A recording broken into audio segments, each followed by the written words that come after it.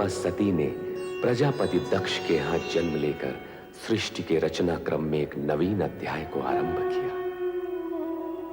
सूर्य की ओजस्विनी किरणों की भांति कन्या सती युवती सती के रूप में बहनों और सहेलियों के लिए विनोद और हास परिहास का विषय बन गई। और तब शिव जी ने स्वप्न में प्रकट होकर सती की अपूर्णता को पूर्ण करने तथा मन की शांति के निमित्त पार्थिव शिवलिंग की आराधना करने का मार्ग सुझाया। अपने स्वप्न को माता वीरणी से कह सुनाया सती ने, और वो नदी किनारे ओम नमः शिवाय के पंचाक्षरी मंत्र का जाप करने में निमग्न हो गई। किंतु दक्ष को अपनी प्रिय पुत्री का इस प्रकार कठोर तपस्या करना नहीं रुचा। भूतल और भूतल से परे विभिन्न क्षेत्रों में विभिन्न गतिविधियां सक्रिय होती रहीं।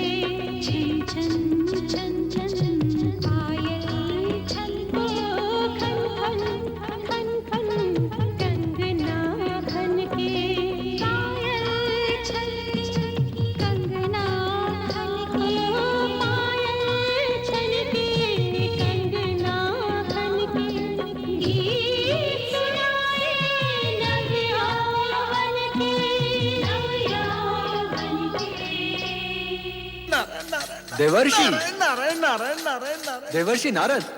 देखो कामदेव, तुम जाओ वहीं ठीक हो, मेरा पीछा न करो। देवर्षि आप यहाँ पधारे और तुरंत ही विमुख होकर चल दिए। ये तो देवलोक का अपमान हुआ। नारायण नारायण, परंतु कामदेव देखो, आप तो देव ऋषि हैं, भगवान विष्णु के परम भक्त और उनके प्रिय पात्र। मुझ किंचन से आपको कैसा भय? नारायण नारायण। कामदेव, सुना है तुम्हारे पास जो पुष्प बाण है उनमें वो शक्ति है जिससे बड़े बड़े ऋषि मुनियों की तपस्या भंग हो जाती है और वो मोहविष्ट हो जाते हैं, उनमें कामेच्छा निर्मित हो जाती है। सुना तो मैंने भी। नारायण नारायण।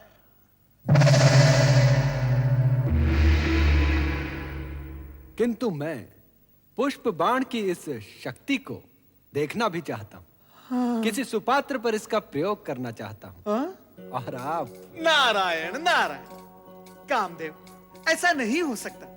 मैं नारायण भक्त बाल ब्रह्मचारी, प्रयोग के लिए क्या मैं ही शेष रह गया हूं? ये घृणित विचार तुम छोड़ दो। घृणित विचार? ये आप क्या कह रहे हैं देवऋषि? यदि ये कृत्य घृणित होता तो क्या परमपिता ब्रह्मा मुझे इसकी आज्ञा देते? आप इतने विद्वान हैं, इतने ज्ञानी हैं, फिर भी इतनी सी बात नहीं समझते कि बिना कामेच्छा के जागृत हुए नर नारी एक दूसरे के प्रति आकर्षित कैसे होंगे? और यदि आकर्षित नहीं होंगे तो सृजन कैसे होगा देवर्षि? तुम्हारा तर्क उचित है। तो फिर पहला पुष्प बाण यहां स्वर्गलोक में किसी उचित पात्र पर छोड़ना। हो सकता है प्रयोग ही प्रयोग में कोई स्वर्गिक सृजन ही हो जाए। नारायण नारायण। जहां पहले से ही गीत, संगीत और उन्माद की भावना व्याप्त है, वहां ये पुष्प बाण भला क्या प्रभाव डालेंगे? इनकी शक्ति का प्रमाण देखना है तो इनका प्रयोग किसी इंद्रिय जय, जीवन से विरक्त और साधु मना व्यक्ति पर किया जाए। आप तो स्वयं इसी कोटि में आते हैं ना मुनिवर। और देखो कामदेव, इससे पहले कि मैं तुम्हें श्राप दूं, मेरी दृष्टि से दूर हो जाओ। नारायण नारायण। आपने मेरी पूरी बात तो सुनी ही नहीं। मैं तो ये कह रहा था कि आप मुझे किसी ऐसे पात्र का नाम बता दीजिए जो मानव दुर्बलताओं पर विजय पाकर भगवान में लिप्त हो। देवर्षि, हर ऐसे स्थान में तो आपका आना जाना लगा ही रहता है जहां प्रभु का नाम लिया जा रहा हो। कृपा करके कुछ बताइए ना। देवी संध्या। देवी संध्या? ये कौन है देवर्षि? एक ब्रह्मचारिणी जो दिन रात ऋषि मुनियों के सत्संग में रहकर मानवीय दुर्बलताओं पर विजय प्राप्त कर चुकी है।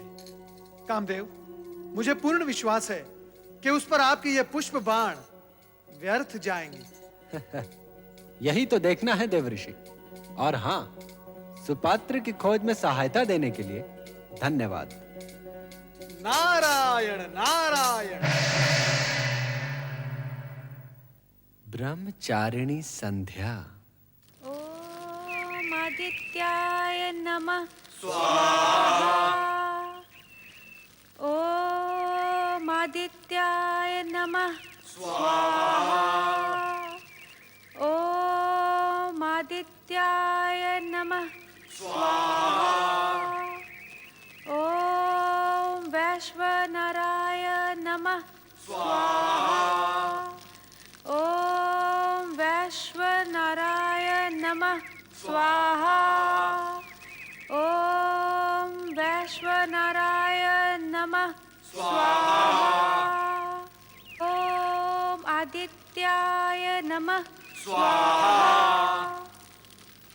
ओम आदित्याय नमः स्वाहा। ओम वैश्वनराय नमः स्वाहा। ओम वैश्वनराय नमः स्वाहा।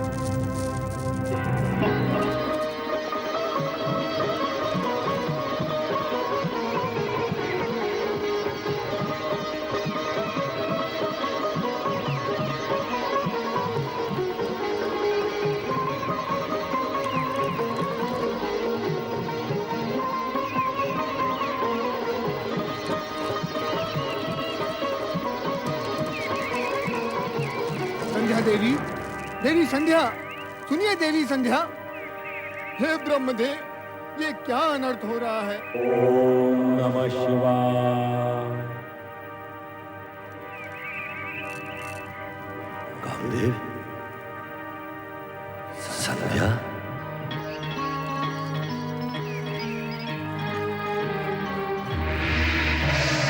कामदेव,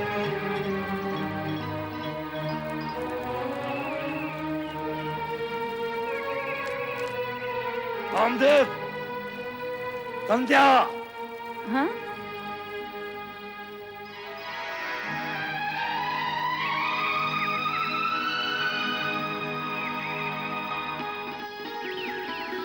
संध्या,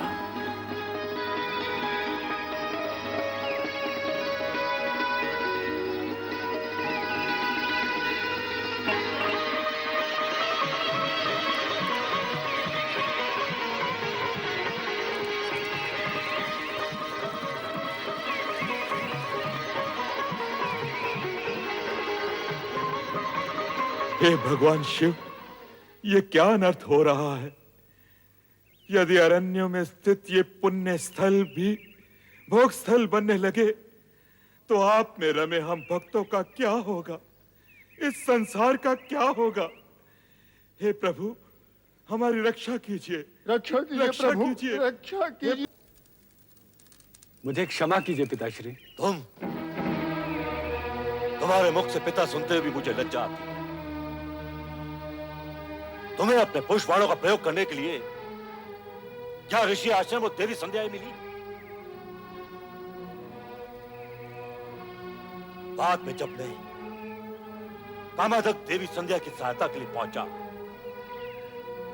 तो तुमने मुझे ही अपने पिता को ही दूषित करने का दुष्ट चक्र चलाया। जो हुआ उसका मुझे खेद है पिताश्री, किंतु ये सत्य है। आपको अपने प्रयोग में उलझाने की मेरी कोई इच्छा नहीं थी।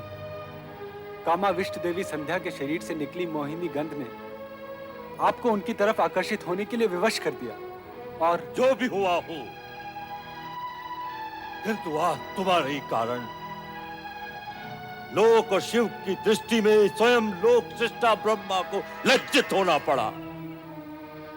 सदाशिव से क्षमा याचना करनी पड़ी। अब तुम्हें अपने किए का दंड मिलकर ही रहेगा।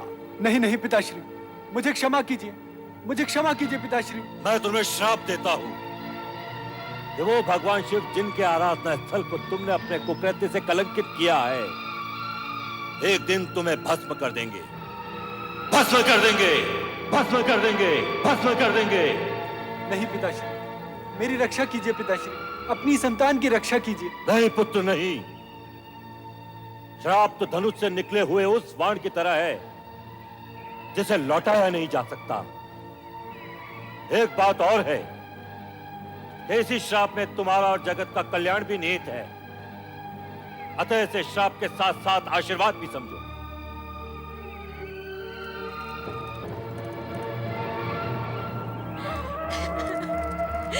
मैं पापी हूँ, मैं अपराधी हूँ, मैं पापी हूँ, मैं कलंकिनी हूँ, मैं कलंकिनी हूँ, मैं कलंकिनी हूँ, मैं कलंकिनी हूँ, मैं कलंकिनी हूँ, मैं कलंकिनी हूँ, मैं कलंकिनी हूँ, मैं कलंकिनी हूँ, मैं पापिन हूँ, मैं पापिन हूँ, मैं पापिन हूँ, मैं कलंकिनी हूँ।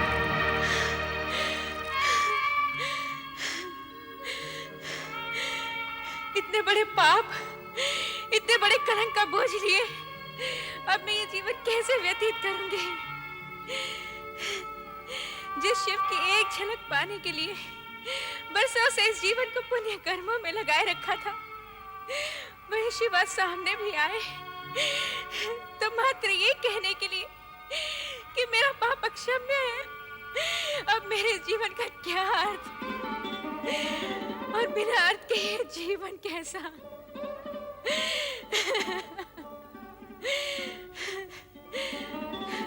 तो आज मैं इस जीवन का अंत ही किए देती हूँ। ठहरो देवी संध्या, इस तरह स्वयं को समाप्त करने का तुम्हें कोई अधिकार नहीं। तुम ब्रह्मदेव की मानस पुत्री हो। तुम अपनी भूल का प्रायश्चित भी वैसे ही करोगी जैसे ब्रह्मा जी चाहेंगे। ओम नमः शिवाय, ओम नमः शिवाय, ओम नमः शिवाय, ओम नमः शिवाय, ओम नमः शिवाय, ओम नमः शिवाय। ब्रह्मा जी, ऋषि श्रेष्ठ वशिष्ठ, प्रणाम देव। सृजनकर्ता ब्रह्मा जी, मेरे आश्रम में पदार्पण करके आपने मुझे कृतार्थ किया। आसन ग्रहण करके जलपान करे देव। हम तुम्हारे पास चिंता युक्त आए हैं। हमारे ही मानस पुत्र कामदेव से आज एक बहुत बड़ा अपराध हुआ है। उसने महर्षिनी संध्या को अपने पुष्पबाण से कामाविष्टित कर दिया, जिससे आश्रम का वातावरण दूषित होने लगा। तब देवादिदेव श्री शिव शंकर ने एक ऋषि के आह्वान पर देवी संध्या को बहुत प्रताड़ित किया। पाप बोझ से लज्जित संध्या अपने जीवन का अंत करने ही वाली थी, किंतु उसे यह कहकर रोक दिया गया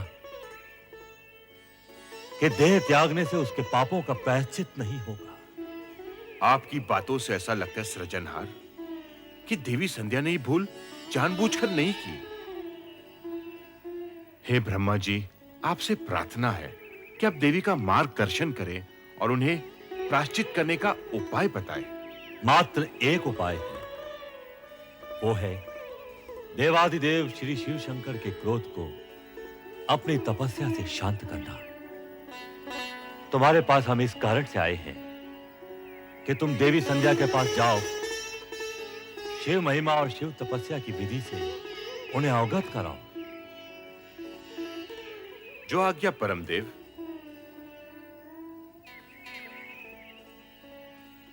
किंतु संध्या इस समय होगी कहां?